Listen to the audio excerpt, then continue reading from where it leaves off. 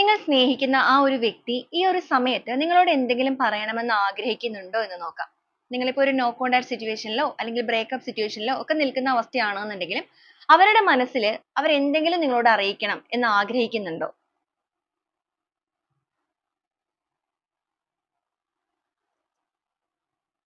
Day dreaming,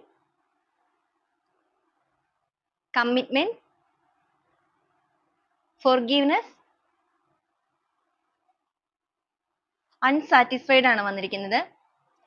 ഈ ഒരു സമയത്ത് നിങ്ങളുടെ വ്യക്തി നിങ്ങളിൽ നിന്ന് എത്ര അകലെ നിൽക്കുന്ന അവസ്ഥയാണെന്നുണ്ടെങ്കിലും ഏത് സിറ്റുവേഷനിലാണെന്നുണ്ടെങ്കിലും ഒട്ടും തന്നെ സാറ്റിസ്ഫൈഡ് അല്ല, അല്ലെങ്കിൽ അവർക്കൊരു ഹാപ്പിനെസ് ഇല്ല, ഒരു സന്തോഷകരമായ അവസ്ഥയിലല്ല അവരിപ്പോ മുന്നോട്ടേക്ക് പോയിക്കൊണ്ടിരിക്കുന്നത്.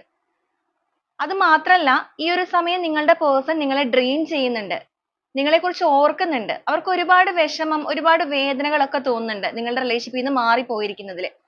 അതുകൊണ്ട് തന്നെ അവർ നിങ്ങളിലേക്ക് തിരിച്ചു വരാൻ ആഗ്രഹിക്കുന്നുണ്ട്. നിങ്ങൾക്ക് തിരിച്ചൊരു കമ്മിറ്റ്മെന്റ് നൽകണം എന്നാണ് അവരുടെ മനസ്സിലുള്ള ഇപ്പോഴത്തെ ഒരു ആഗ്രഹം. ഫോർഗീവ്നെസ് വന്നിട്ടുണ്ട്.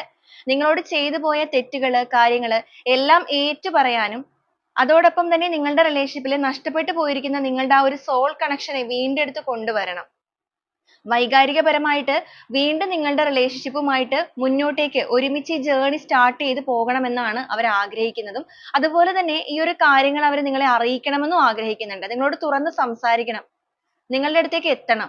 ഈ റിലേഷൻഷിപ്പിന്റെ കാര്യത്തിൽ അവരുടെ ഭാഗത്ത് നിന്ന് ചെയ്തു പോയിട്ടുള്ള കാര്യങ്ങൾ അത് എന്ത് തന്നെയാണെന്നുണ്ടെങ്കിലും അതെല്ലാം ഏറ്റു പറയണം. കാരണം അവരുടെ ലൈഫിൽ അവർക്കൊരു സന്തോഷം, ഹാപ്പിനെസ് ലഭിക്കുന്നില്ല, ഇല്ലാന്നുണ്ടെങ്കിൽ നിരന്തരമായിട്ട് അവർക്ക് നേരിടേണ്ടി വരുന്ന ആ ഒരു പെയിൻ തന്നെയാണ് തീർച്ചയായിട്ടും നിങ്ങളുടെ പേഴ്സണെ റീതിങ്ക് ചെയ്യാനായിട്ട് പ്രേരിപ്പിച്ചിരിക്കുന്നത്. ഡേ ഡ്രീമിംഗ് വന്നിരിക്കുന്നത് കൊണ്ട് തന്നെ അവർ നിങ്ങളെ നിരന്തരമായിട്ട് ആഗ്രഹിക്കുന്നുണ്ട്, അവർ നിങ്ങളെ മാനിഫെസ്റ്റ് ചെയ്യുന്നുണ്ട്, അവരുടെ എനർജിയിലേക്ക് അട്രാക്ട് ചെയ്യുന്ന ഒരു അവസ്ഥയാണ്.